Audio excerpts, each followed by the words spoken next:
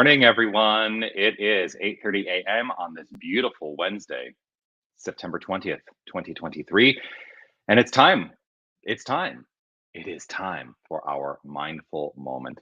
I'm Dr. Jonathan Zenz. I am the spiritual leader, the senior minister, the spiritual director at Unity of Tucson. I always try. I'm trying out all these different kind of ways of understanding because you know that's neither here nor there for you. Just in my brain, what resonates? What resonates? Sometimes you get to hear the thoughts that are happening in my head as I speak them out loud, and I don't necessarily need for them to be spoken out loud all the time. But I think it keeps us all on our toes in terms of what we can expect when I join you on these live webcasts each morning. Yes, and we do this. We come together for this mindful moment on YouTube and Facebook every morning on the weekdays at 8:30 to engage in some spiritual practice because it keeps me consistent in my practice. And what I have found is that consistency in my spiritual practice has enhanced the quality of my life. So that's what I am interested in pursuing, a higher quality of life. And not just pursuing it, realizing it and living it right here and right now. How about you? Whether you're watching live or on the replay, I would love for you to post a comment and let me know that you are here. Let's see who is joining us so far today. Beth saying hello all, watching on YouTube. Grateful to have you here, Beth. Good morning from William and Anita. Grateful to see you both here. Good morning, Sherry. Sherry, good morning. Grateful to see you. Jerry, good morning all. Roberta, good morning. Sherry, now I'm rethinking today's outfit. If you're wearing this shirt, wear it. Let's be twinsies today. That's what I think is going on there. I do, of course, want to offer this reminder, and it is that you are love, you are light, you are life, you are magnificent. Shine your light. Keep doing that. I mean, you're already doing it. I'm just encouraging you to keep shining your light. Don't do anything that would dim your light. I'm grateful that you shine your light and you're sharing it with the world. Yes. So today, I want to first of all say that if I seem a little bleary-eyed, it's because I stayed up way past my bedtime last night, and I went downtown here in Tucson to the Linda Ronstadt Music Hall, and that's where Ringo Starr and his all-star band were playing last night. My dad reached out to me many months ago when the tickets first went on sale. He said, "Don't plan anything for September 19th. We're going to go see Ringo Starr." And I was like, oh, okay. And so it was awesome. And one of the things is that comes up for me, and I'm getting to a spiritual practice point of view here because I've been kind of thinking about my experience last night and how it really tapped into a great deal of nostalgia for me.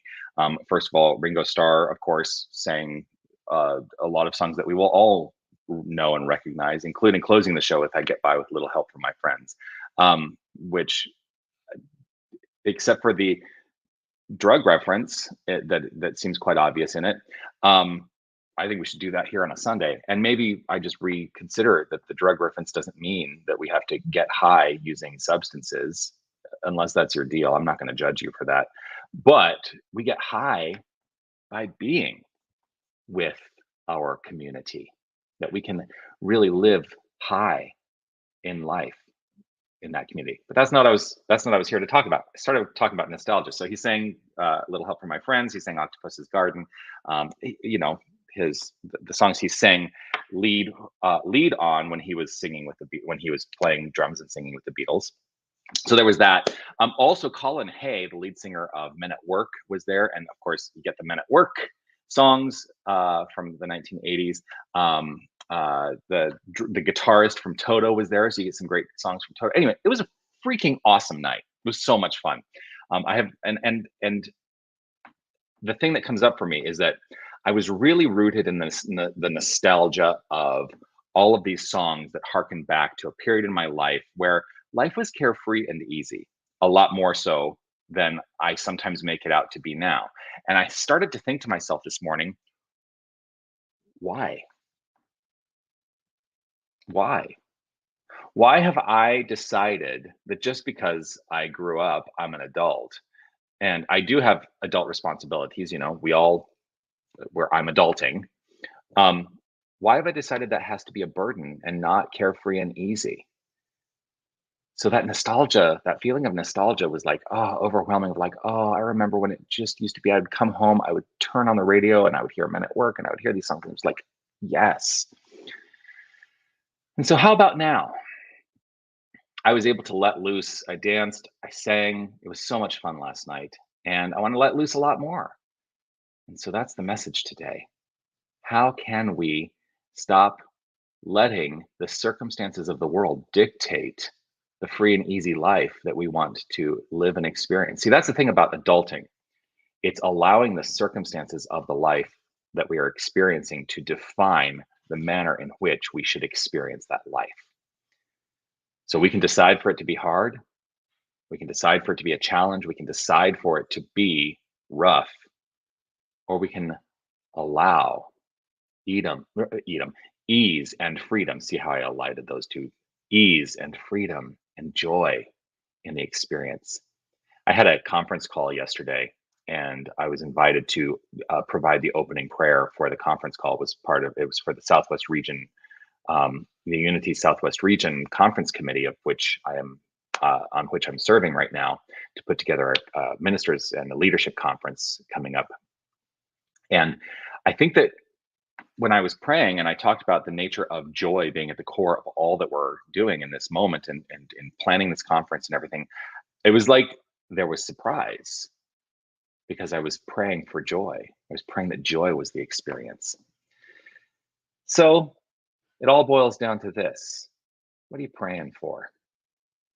What are you praying for? I'm going to pray for ease, grace, joy in every aspect of life, that I don't need to be conformed to the circumstances or the experiences. And that is pure, basic new thought. We are not to be conformed to this world, because the core of who we are is that which created this world. And so, in any given moment, we have the capacity, we have the power to recreate our experience. And so, let's let go of that which no longer serves us from the past. Let's release all of that and allow ourselves to be centered here now, rooted in love, love only, forgive everything, and remembering who we are. I'm going to take that into our spiritual practice of affirmative prayer now. If it's safe and comfortable for you to close your eyes, I encourage you to do so, invite you to do so. And you don't need to take my encouragement. You get to have the experience the way you would like to have the experience. I choose to close my eyes.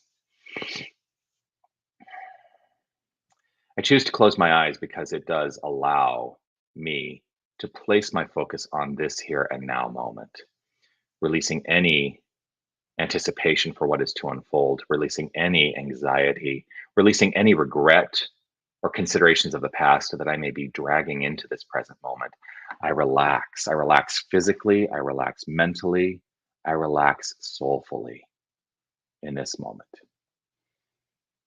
I am prepared for this experience that I have chosen to undertake in this moment, to place my concentrated focus right here and right now on this understanding that there is only one infinite power, there is only one presence, there is only one omniscience,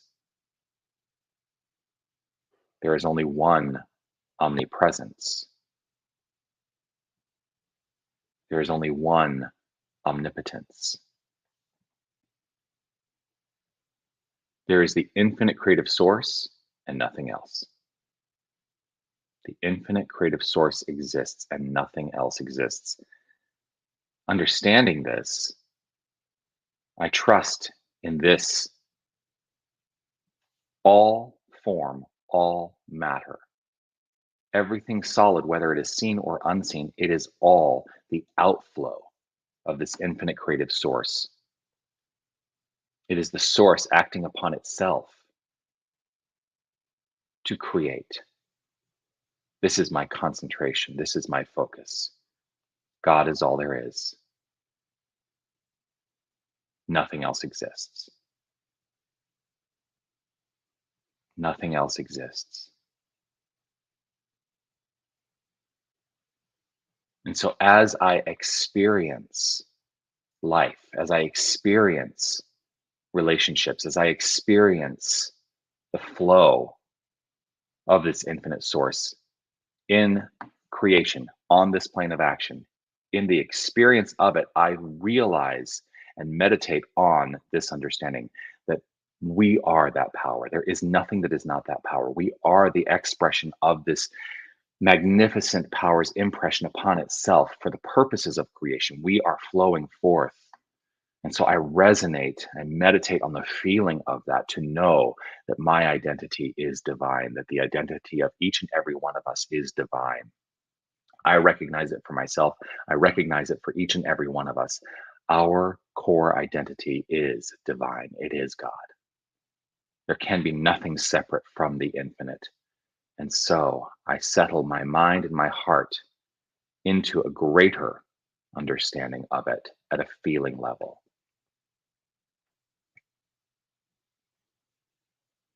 And meditate on this understanding that there is a unity in wholeness that is expressing itself infinitely in unique ways. Each and every one of us is a unique identification, individualization of this wholeness. And so, knowing this, I trust that all that has been is what has been, and I leave it to where it has been. And I welcome joy, I welcome flow, I welcome ease, I welcome grace, I welcome the good in this moment, in every aspect of being.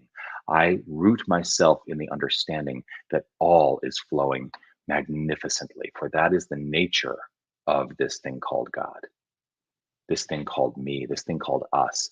We are magnificence, embodied, identified, and outflowing, outpicturing. And so I release the past.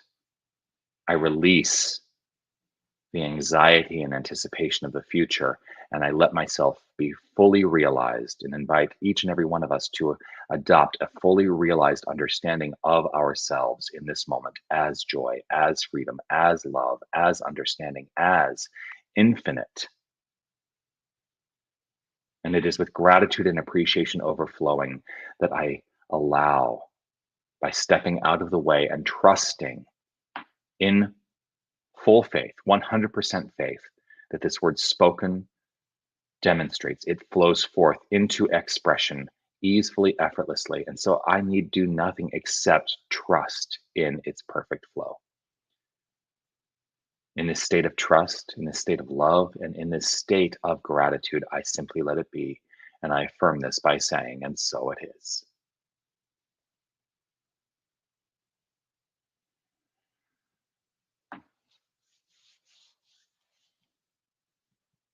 I love you. I love you. And I'm so grateful that we've gotten to share this time together. Look forward to seeing you again tomorrow for the mindful moment. Peace and blessings to you. I do, of course, want to remind you that, hey, Sherry, you ready?